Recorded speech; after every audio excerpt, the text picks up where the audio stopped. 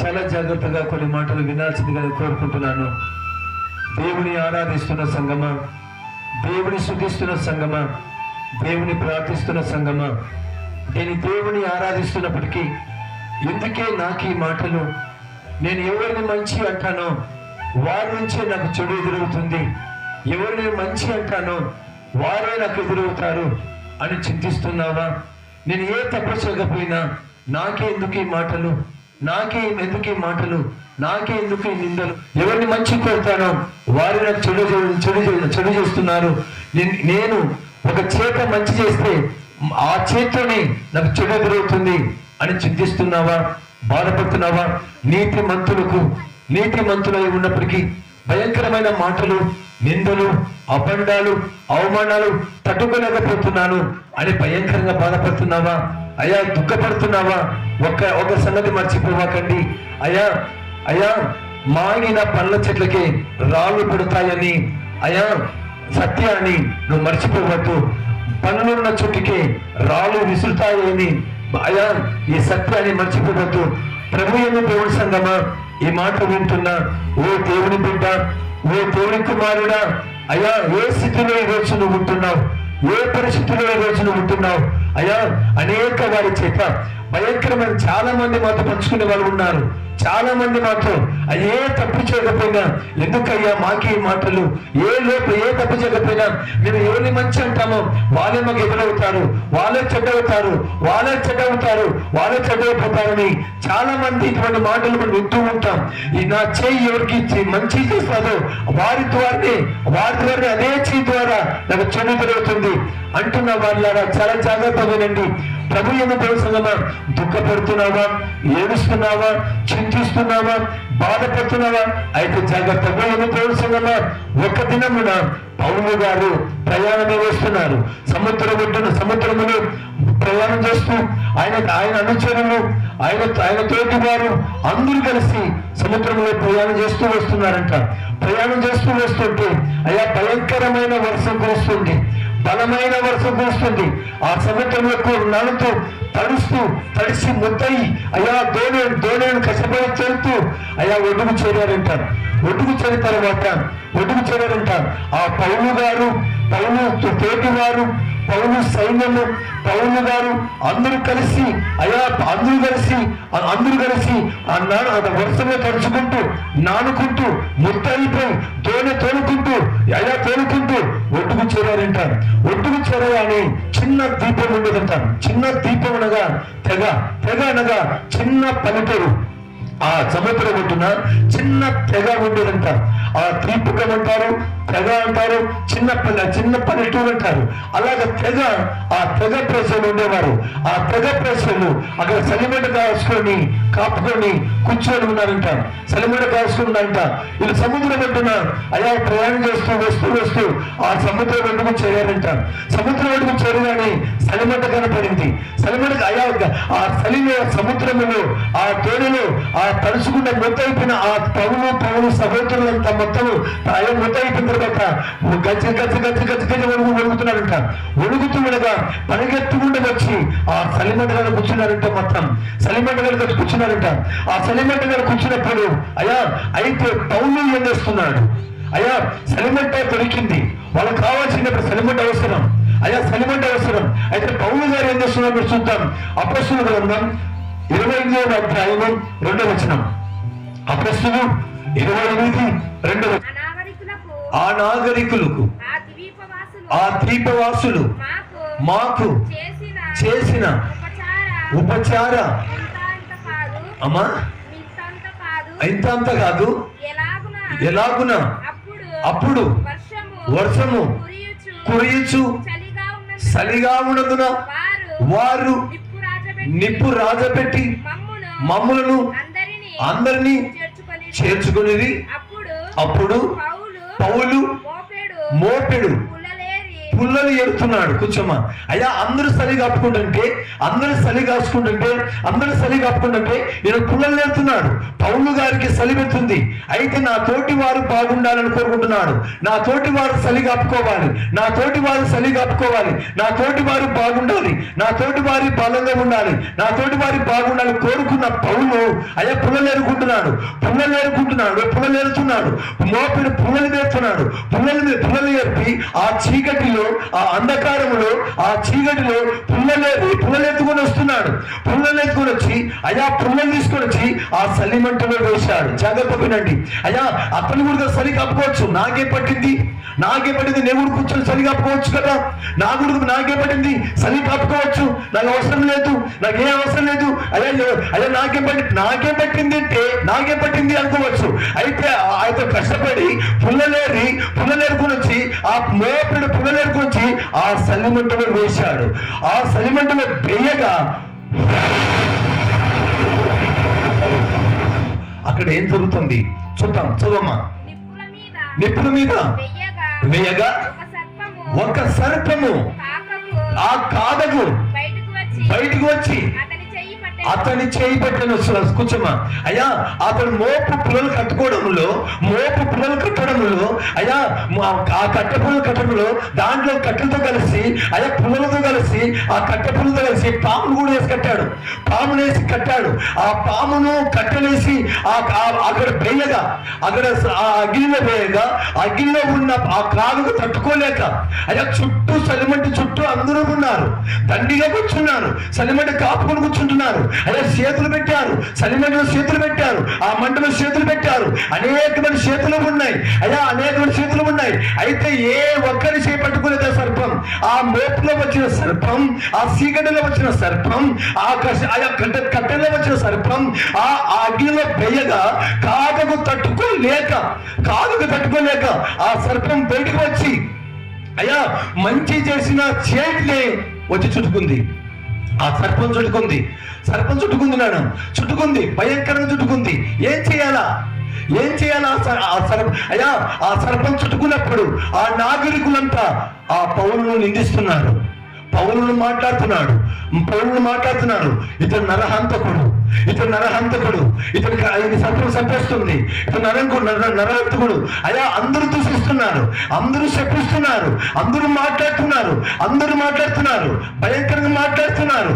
చూడండి. నాలుగు చేతిని వ్రేలాడుతూ చూచి అయ్యా సర్పం గట్టి పట్టుకుంది, చేయికి చుట్టుకుంది. అయ్యా అక్కడ ఉన్న వారిని ఎవరిని పట్టుకోకుండా మంచి చేసిన వారిని చేపట్టుకుంది. అమ్మా జాగ్రత్త వినాలి. ఈ రోజు నిందల చేత అపరాధాల చేత నీకే వస్తున్నాయా?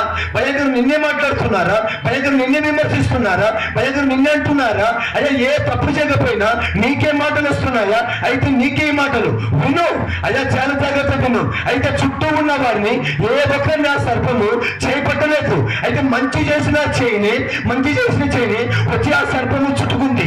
అయ్యా చేయిని చుట్టుకుంది. అమ్మా చూచినప్పుడు అమ్మా నిశ్చయముగా ఈ మనుషుడు నరహంతకుడు.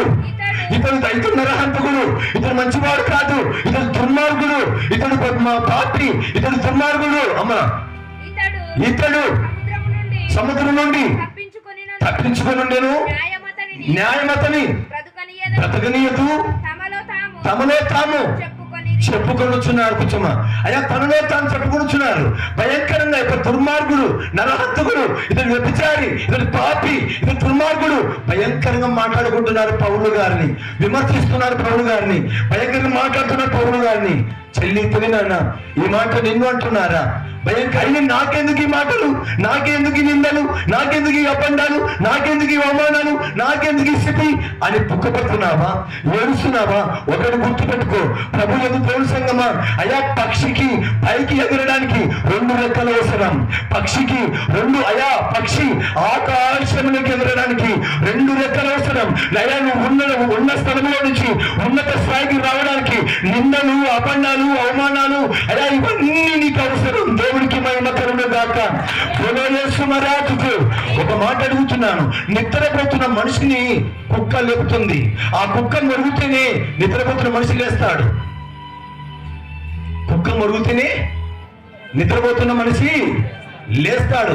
ఆ కుక్క లేపకపోతే నువ్వు అలాగనే పడి ఉంటావు, నువ్వు అలాగనే జీవిస్తావు, నువ్వు అలాగనే ఉంటావు, అలాగనే మప్పుగా ఉంటావు, అలాగనే మతముగా ఉంటావు, మచ్చుగా ఉంటావు. అయ్యా అయ్యా, నీ వీధిలో ఉన్న కుక్క, నీ ఇంటి పక్కన ఉన్న కుక్క, నీ బజార్లో ఉన్న కుక్క, నీ ఇంటిలో ఉన్న కుక్క, నీ వీధిలో ఉన్న కుక్క, అది మొరుగుతేనే అది మొరిగే కొలతి పడిపోయిన నువ్వు లేపగలవు పైకి. దేవునికి మహిమ కలుగును గాక.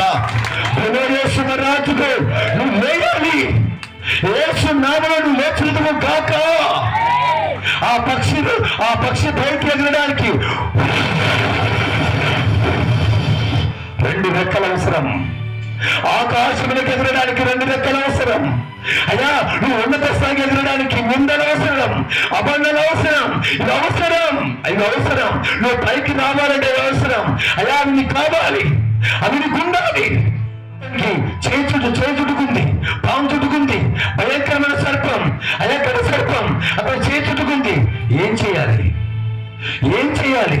అందరూ నిందిస్తున్నారు, ఇతను నరహంతకుడు, ఇతడు పాపి, ఇతడు దుర్మార్గుడు. అందుకే సర్పం అతను పట్టుకుంది, కాడేసి చంపేస్తుంది. ఈ రోజు నిన్ను కొడుతున్నారా, నిన్ను మాట్లాడుతున్నారా, నిన్ను విమర్శిస్తున్నారా, నిన్ను అంటున్నారా? అన్నివ్వండి, మాట్లాడనివ్వండి. ఒకనాడు గుర్తించుకోండి, ఒక ఇద్దరికి ఇంటి వారంటే నచ్చలేదంట. ఆ ఇంట్లో గుర్రం ఉందంట. ఈ గుర్రాన్ని చంపేయాలా? ఈడు గుర్రం మీద తిరుగుతాడు గుర్రం మీద. ఈ గుర్రాన్ని ఎటువంటి పట్టుకొని ఈ గుర్రాన్ని చంపేస్తామనుకున్నారంట. చంపేతే గుర్రాన్ని అనుకున్నారంట. అయితే చీకటిలో ఉన్న ఆ ఇంటికి రాని ఆ గుర్రాన్ని వాళ్ళు పట్టుకొని పోయి పెద్ద గుంత తీశారంట. పెద్ద గుంత తీసి ఆ గుంతలో గుర్రాన్ని దొప్పారంట. గుర్రాన్ని దొప్పి అయ్యా ఇంకా మట్టి దొబ్బుతున్నారంట. చీకటిలో మట్టి దొబ్బుతున్నారంట. ఇంకా దీన్ని చంపేస్తున్నాం. ఇంకా వాళ్ళకి గుర్రం ఉండకూడదు. శత్రువులు చేసే పని ఇది, విరోధులు చేసే పని ఇది, పగవారు చేసే పని ఇది. అయ్యా, ఇంకా వాళ్ళకి గుర్రం ఉండకూడదు చెప్పి లోయలో తొట్టి ఇంకా మట్టి కప్పేస్తున్నారంట. ఇంకా ఏం చేయాలా గుర్రం? నా కర్మ ఇంతే, నా జీవితం ఇంతే, నా బతుకు ఇంతే, నా స్థితి ఇంతే, ఇంకా నా స్థితి ఇంతే, నా కర్మగాలను చచ్చిపోవాల్సిందే, సజీవ అయ్యా సమాధి కావాల్సిందే అనుకోవాలి ఆ గుర్రం. అయ్యా కానీ అటు అనుకోలేదు. ఆ గుర్రం మట్టి పోసే కొలతి, మట్టి జుమ్మే కొలతి, మట్టి పోసే కొలతి, మట్టి జుమ్మే కొలతి అది దులుపుకుంటూ అడుగు వేసుకుంటూ కాళ్ళ కింద తొక్కుతూ పైకి వస్తూ ఉందట. అది మట్టి పడే కొద్దీ దులుపుకుంటూ కింది వేసుకుంటూ కాళ్ళతో తొక్కుతూ పైకి వస్తుందట. అది దులుపుకుంటూ మట్టి వేసుకుంది పైకి వస్తుందట. చివరికి చీకటిలో ఇది పూడిపోయిందిలే, ఇది నాశనం అయిపోయిందిలే, ఇది చచ్చిపోయిందిలే అనుకున్న ఆ ఇద్దరు శత్రువులు చివరికి ఆ గుర్రం పైకి లేచిన పడి సకిలించుకొని ముందుకు సాగిపోతుందట గుర్రం. దేవునికి మహిమ కలుగుగాక. యేసు మహారాజుకు నీ జీవితం అలా ఉండాలి, నీ స్థితి ఎలా ఉండాలి?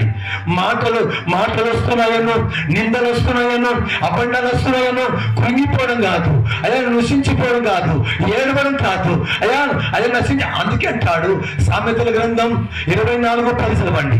సామెతలు 24:10. నువ్వు కృంగిపోతున్నావంటే నువ్వు చేతగాని దాని అయిపోతున్నావు, చేతగాని వాడిని అయిపోతున్నావు, మీరు చేతగాని వారు అయిపోతున్నారు. మీరు చేతగాని వారి వల్లే మీరు కృంగిపోతున్నావంటే నువ్వు చేతగాని మనుషులే. మీరు చదవమ్మా సామెతలు 24:10. శ్రమ దినమున నీవు కృంగిన ఎడల నీవు చేతగాని వాడవైపోతావు. కూర్చోమ్మా.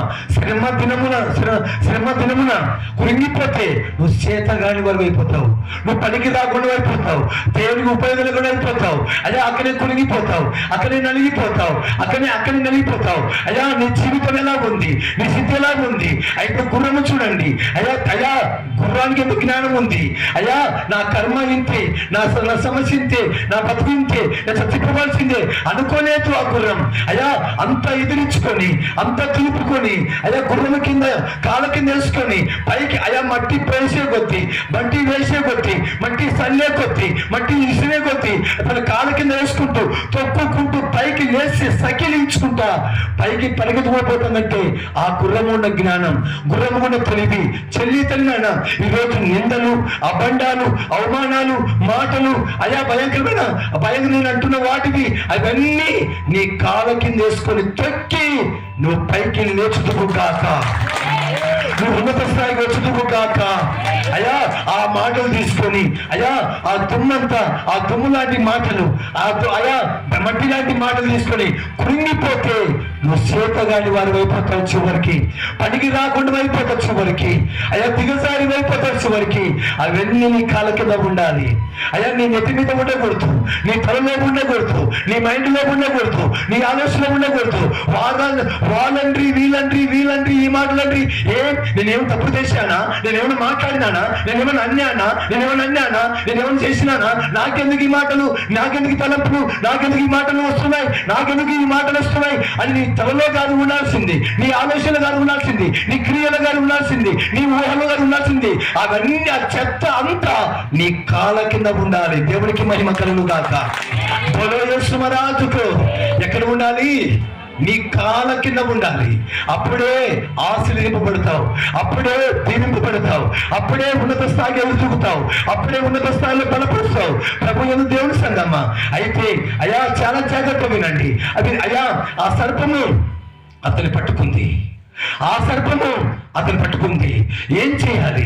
అయ్యా గడ సర్పం అతను పట్టుకుంది. అందరూ అంటున్నారు అతను చనిపోతాడు, అతను నరహంతకుడు, అతడు పాపి, అతడు దుర్మార్గుడు, అతను వ్యభిచారి. అందుకే సర్పం అతను పట్టుకుంది. ఏమి మనందరినీ పెట్టుకోవచ్చు కదా, వాడినే పట్టుకుందంటే కారణం చంపేస్తుంది, సర్పం చంపేస్తుంది అంటుండగానే అతడు పౌలు గారు కృంగిపోలేదు, భయపడలేదు, ఆ మాటలకు దిగసారిపోలేదు. ఆ సర్పాన్ని జాడించి అగ్గిలోకి విసిరివేశాడు. కరుచుకున్న శేని, గట్టిగా పట్టుకున్న శేని సర్పం అయ్యో వాళ్ళ మాటలు కృంగిపోయి ఉన్నితే, అయ్యో అని వాళ్ళ మాటలు బాధపడింటే, వాళ్ళ మాటలు నలిగిపోయింటే ఆ పాము కాటు వేసేది, ఆ సర్పం కాటు వేసేది. ఆ సర్పం కాటు వేయక మునిపే ఎదిరించి జాడించి ఆ చదవం ఆ మాట 5 నుంచి నాన్న. అతడైతే అమ్మా ఆ విషపు జంతువును అగ్నిలో జాడించి వేసెను, ఏ హానియు పొందలేదు. సల్పచ్చమ్మ అతడు ఏ హాని పొందలేదు. అది జాడించి ఇసుని అగ్నిలోకి జాడించి వేసాను. అంటుకట్టుకొని ఉందో ఆ పౌలు గారికి చేకి అంటుకట్టుకొని ఉంది. ఏది? విష జంతువు, విష సర్పం అంటుకట్టుకొని ఉంది. ఈ రోజు నేను ఏది అంటుకట్టుకొని ఉందో, ఏది నేను అంటుకట్టుకొని పట్టి పీడిస్తుందో ఏది ఉందో, నేను ఏది పట్టుకుందో జాడించి దేవుళ్ళకి సిరిపారాయి, అదే పరిశుద్ధ అగ్గిలోకి సిరిపారాయి. జాడించి ఏది ఉందో నీ మదిలో, నీ తలంపులో, నీ క్రియలో, నీ ఊహలో, నీ తలంపులో, నీ ఆలోచనలో నువ్వు ప్రశాంతంగా ఉండాలనేదే దేవుని కోరిక. నువ్వు సంతోషంగా ఉండాలనేదే దేవుని ఆశ. నువ్వు మహిమకరంగా ఉండాలనేదే దేవుని ప్రేమ. లేని పొరుగు వారిని ప్రేమించు, నీ చేతిని మటుకు ప్రేమించు, మిగతా దేవుడు చూసుకుంటాడు. సర్పము ఉన్న పగ కృష నీలో ఉండకూడదు. ప్రేమించు, నీకు ప్రేమించే మనసు పెట్టుకో. ఎందుకంటే ఆయన ప్రేమించే మనసు, నీది ప్రేమించే మనసయ్యా యేసయ్యా, నీది రక్షించే మనసయ్యా యేసయ్యా. ఆయన ప్రేమించే మనసు, నీకు ప్రేమించే మనసు పెట్టుకో. ప్రేమించే ఇతరులు ప్రేమించు.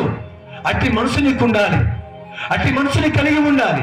పగ పెట్టుకోబాకు, కక్ష పెట్టుకోవద్దు. వాళ్ళు మాట్లాడేవండి, నువ్వు దేవుని దగ్గర తులుపుకో. నోరు లేని గుర్రమే తులుపుకొని లేస్తుంది, పైకి వస్తుంది. నువ్వు తులుపుకోలేవా? ప్రభు యందు దేవుని సంగమా. ఆ సర్పాన్ని, ఆ గడ సర్పాన్ని ఇసిరి జాడించి ఆ మంటలోకి వేశాడు. అతను ఏ హానియో కలగలేదు. నీకున్న సమస్య, నీకున్న వ్యాధి, నీకున్న రోగాన్ని బట్టి, నీకున్న చెప్పును బట్టి, నీకున్న నష్టాన్ని బట్టి, నీకు వచ్చిన సమస్యను బట్టి, నీకు వచ్చిన కేసును బట్టి, నీ చుట్టూ ఉన్నవారు నవ్వుతున్న వారంతా నిన్ను చూసి నువ్వు బాగుండాలని కోరుకుంటున్నారు అనుకుంటున్నావా? కాదు కాదు. నువ్వు మునిగిపోవాలను, నువ్వు చెడిపోవాలను, నువ్వు పాడైపోవాలను కోరుకునే వాళ్ళు కోకోల మంది ఉన్నారు. అయ్యా ఇంక అయిపోయింది సంసారం, అయిపోయింది కాపురం, అయిపోయింది సంసారం. పౌలు గారిని అన్నట్టుగా నిన్ను కూడా అంటున్నారేమో, నిన్ను కూడా మాట్లాడుతున్నారేమో. ఇంక అయిపోయింది భర్త, అయిపోయింది సంసారం, అయిపోయింది కాపురం, అయిపోయింది వీళ్ళకి సంసారం. ఈ వ్యాధి, ఈ రోగం, ఈ జబ్బు వీళ్ళని నాశనం చేస్తుంది. అయిపోయింది సంసారం, అయిపోయింది కుటుంబం, అయిపోయింది సంసారం, అయిపోయింది బతుకు, అయిపోయింది ఇంకా ఊరు విడిచిపెట్టి పోవాల్సిందే అంటున్న వారి మధ్యలోనే అయ్యా పౌలు గారికి ఏ హాని జరిగినట్టుగా యేసు నామములో ఏ వ్యాధి చేత, ఏ రోగం చేత, ఏ జబ్బు చేత, ఏ కాయల చేత ఈ వాక్యం వింటున్నావో అది నీకు ఏ హాని తెలియకుండా యేసు నామములో వ్యాధి, రోగము, కాయల సచ్చిపోవును గాక, అది పారిపోవును గాక, పరిశుద్ధ అగ్నిలో కాలిపోవును గాక, నేను పవిత్రంగా దేవుడు చేయను గాక. ప్రభు ఎందు తోడు సంగమా, ఈ రోజు ఈ వాక్యం వింటున్నా ఓ దేవుని బిడ్డలారా, అయ్యా ఓ దేవుని సంగమా, ఎప్పుడైతే చాలించి వేశారు అయ్యా పౌలును అన్నవారి, పౌలును మాట్లాడిన వారే, పౌలును విమర్శించిన వారే, పౌలును అన్నవారే, పౌలును మాట్లాడిన వారే, అయ్యా పౌలును మాట్లాడిన వారే అదే ప్రజలు తిరిగి పౌలును ఏమంటున్నారో చూడండి. సభలో కలిసి వారతని శరీరమును వాచును లేక అతడు అకస్మాత్తుగా పడి చచ్చును అని కనిపెట్టుచున్నారు. వీళ్ళెవరు చూడండి, పౌలు గారిని కనిపెట్టుచున్నారు. కూర్చోమా, శరీరం వాచును, అయ్యా పడి చచ్చును, అయ్యా వాణ్ణి చచ్చిపోవును. ఆ ప్రజలు చూడండి ఎంత భయంకరంగా పౌలును ఎదురు చూస్తున్నారు, సాగు కోరుతున్నారు. అయ్యా చచ్చును, ఆ వాచును. ఇటువంటి వాళ్ళు నీ చుట్టూ ఉండాలని నువ్వు మరువాకు, నీ చుట్టూ ఉన్నారని మరువాకు. నేను చెడుకోరేవాళ్ళు, అయ్యా నేను చెడుకోరేవాళ్ళు, నేను విమర్శించేవాళ్ళు, అయ్యా నువ్వు అయ్యా బాగుంటే ఓరలేని వాళ్ళు కోకోలుగా ఉన్నారని మర్చిపోవాకు, అట్టివారు ఉన్నారని మర్చిపోవాకు. అటువంటి వారు నీకు ఉండాలి, అటువంటి వారు నీకు ఉండాలి. చాలా మంది అంటారు, అయ్యా నేనంటే ఓడవలేరు, నేనంటే పడదు, నేనంటే కాదు, నేనంటే ఓడలేరు. అటువంటి వారు నీకు ఉండాలి. అటువంటి వారు ఉంటే అయ్యా నీకు అది రోజులు రావాల్సింది. నిన్ను మాట్లాడే వాళ్ళు నీకు ఉండాలి, నిన్ను విమర్శించే వాళ్ళు ఉండాలి. ఇందాక చెప్పాను, కుక్క మరుగాలి. కుక్క మరుగుతే నువ్వు నిద్రపోతున్న వ్యక్తి నువ్వు లేస్తావు. అయితే నేను మాట్లాడుతున్న మాటలు, విమర్శించే మాటలు, నిందించే మాటలు నీకు కాదమ్మా రోజు రావాల్సింది. అయ్యా నీకు కాదు రోజు రావాల్సింది, నీకు కాదు రోజు రావాల్సింది. అయ్యా నువ్వు ఏ దేవుని ఆరాధిస్తున్నావో, ఏ దేవుని శుద్ధిస్తున్నావో, ఏ దేవుని కనపరుస్తున్నావో, నీలో లోపం తీసుకొని, నీలో ఉన్న సమస్య తీసుకొని, నీలో నుంచి నిందలు తీసుకొని ఎవరైతే మాట్లాడుతున్నారో, విమర్శిస్తున్నారో నువ్వు దేవుని కుమార్తె. ఒక మాట చెప్తున్నాను, నీ కుమార్తెని ఎవరైనా ఒక మాట అంటే నీకంత రోషం, నీ కుమారుని ఒక మాట అంటే నీకంత రోషం, అయితే నాన్న నీ భర్తను ఒక మాట అంటే నీకంత రోషం, అయితే ఇంకొక మాట బైబిల్ చేత పట్టుకొని నువ్వు వస్తూ ఉంటే నీ దేవుని ఒక మాట అంటే నీకంత రోషం, నీకంత రోషం, అంత రోషం నీకు. ప్రభు ఏం తెలుసునమ్మా, నీ కంటి కనపరాని దేవుని, నీ కంటి కనపరాని దేవుని, 3 ఆకాశముల పైన కూర్చున్న దేవుని ఎవరైనా ఒక మాట అంటే నీకెందుకమ్మా అంత రోషం? ఎందుకంత రోషం? అయ్యా నీ దేవుని ఒక మాట అంటే నీకే అంత రోషం అంటే, నీకు రోషం ఉంటే నిన్ను ఎవరైనా ఏమైనంటే ఆయనకెంత రోషం ఉండాలి. దేవునికి మహిమ కలుగును గాక. బోలో యేసు మహారాజుకు. ప్రభు సంగమా కాచుకొని చూస్తున్నారయ్యా. ఆ తెగ ప్రజలు, ఆ నావికులు కాచుకొని చూస్తున్నారు. అయ్యా కష్టపడి తీసుకుని వచ్చి, పిల్లలు ఎరుకొని వచ్చి వాళ్ళకి మంచి చేస్తే అయ్యా మంచి చేస్తే మాటలే, మంచి చేసిన వారే పౌలును విమర్శిస్తున్నారు, పౌలును మాట్లాడుతున్నారు, పౌలును అంటున్నారు, పౌలును ప్రయోగిస్తున్నారు. అయ్యా శరీరం వాచునో లేకపోతే కింద పడి సచ్చునో. చూడండి ఎంత భయంకరంగా మాట్లాడుతున్నారు, విమర్శిస్తున్నారు. అయ్యా నువ్వు మంచి అంటున్నవారే నేను విమర్శిస్తున్నారా? నువ్వు మంచి అంటున్నవారే నేను ఈపి ఇవ్వగానే ముసి నవ్వుతున్నారా? నవ్వనివ్వండి. నిన్ను చూసి నవ్వుతున్న వారు తొందరలో వారు నవ్వులు పాలవుతారన్న సంగతి మరువాకండి. నేను విమర్శిస్తున్న వారు తొందరగా వాళ్ళు విమర్శ పాలవుతారని మర్చిపోవాకండి. ప్రభు ఏం తెలుసుకున్నామా?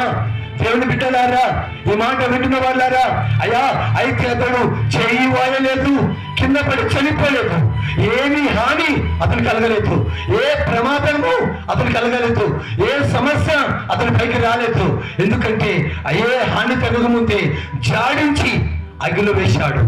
అవునన్నా, ఆ మాటలు, ఆ నిందలు, ఆ అవమానాలు నేను కాటు వేగము మునిపే, నిన్ను దుఃఖ పెట్టక మునిపే, నేను ఏడిపిక మునిపే అవి జాడించి యేసులో వేసేయి, అవి జాడించి అగ్గిలో వేసేయి, అవి తగలబడిపోవును, నువ్వు ప్రశాంతంగా ఉందువు. ప్రభు ఏమి తెలుసుకున్నామా? ఈ మాట వింటున్న దేవుని పిల్లలారా, అయ్యా అవి కాటు వేగమునిపే, అవి జాడించిపోయి పరిశుద్ధ అగ్గిలో వేసేయి. అయ్యా దాన్ని బట్టి నువ్వు గాయపడ కోసం చూస్తున్న ప్రజలే తిరిగి పౌలు గారిని ఏమంటున్నారో చూద్దాం. చదవండి అన్న కలిసమ్మ. చాలాసేపు కనిపెట్టుచుండి కానీ తరువాత అతనికి ఏ హానియు కలగకుండుట చూసి ఆ అభిప్రాయము మాని ఇతడొక దేవత అని చెప్పసాగిరి. కూర్చోమ్మ. అయ్యా తిట్టిన వాళ్ళే పొగుడుతున్నారు, మాట్లాడిన వాళ్ళే పొగుడుతున్నారు, మాట్లాడిన వాళ్ళే విమర్శిస్తున్నారు. అయ్యా విమర్శించిన వాళ్ళే పొగుడుతున్నారు. అయ్యా ఈ రోజు ఎవరైతే నేను మాట్లాడుతున్నారో, విమర్శిస్తున్నారో, అంటున్నారో వాళ్ళే ఒక రోజు తప్పు తెలుసుకొని ఆ తప్పు తెలుసుకొని ఒక దినమున నీ దగ్గరికే యేసు నామములో వారు నీ దగ్గరికే వచ్చుదురు గాక. నేను ఎవరైతే మాట్లాడుతున్నారో వారే నేను పొగుడుతురు గాక, ఎవరైతే నేను విమర్శిస్తున్నారో వారే నేను గొప్పగా పోల్చుతురు గాక. యేసు మహారాజుకు దేవునికి మహిమ కలుగు గాక.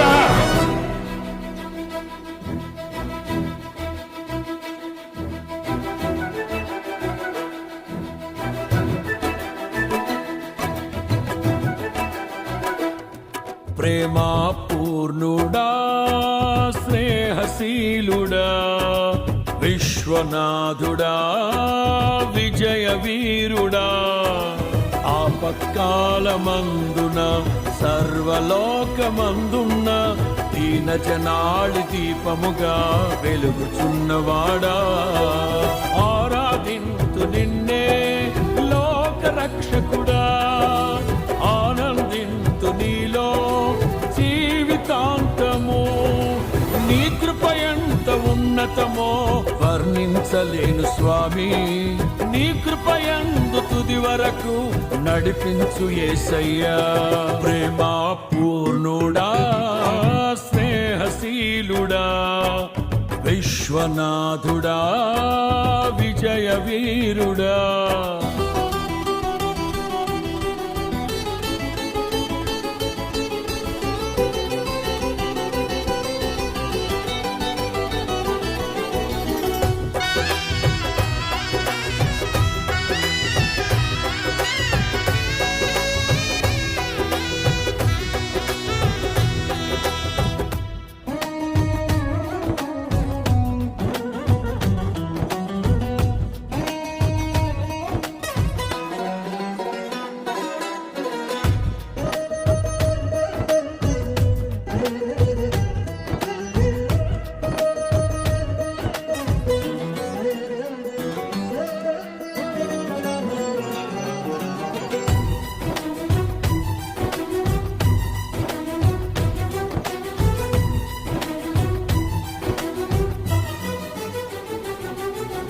పూర్ణమై సంపూర్ణమైన నీ దివ్య చిత్తమే నీవు నన్ను నడిపే నూతనమైన జీవ మార్గము. పూర్ణమై సంపూర్ణమైన నీ దివ్య చిత్తమే నీవు నన్ను నడిపే నూతనమైన జీవ మార్గము. ఇహమందు పరమందు ఆశ్రయమైన వాడవు. ఇన్నాళ్ళు క్షణమైన నన్ను మరువని యేసయ్యా. నా తోడు నీవుంటే అంతే చాలయ్యా. నా ముందు నీవుంటే భయమే లేదయ్యా. నా తోడు నీవుంటే అంతే చాలయ్యా. నా ముందు నీవుంటే భయమే లేదయ్యా. ప్రేమా పూర్ణుడా, స్నేహశీలుడా, విశ్వనాథుడా, విజయ వీరుడా, ఆపత్కాలమందున సర్వలోకమందున్న దీన జనాళి దీపముగా వెలుగుచున్నవాడా. ఆరాధింతు నిన్నే లోకరక్షకుడా, ఆనందింతు నీలో జీవితాంతము. నీ కృప ఎంత ఉన్నతమో వర్ణించలేను స్వామి.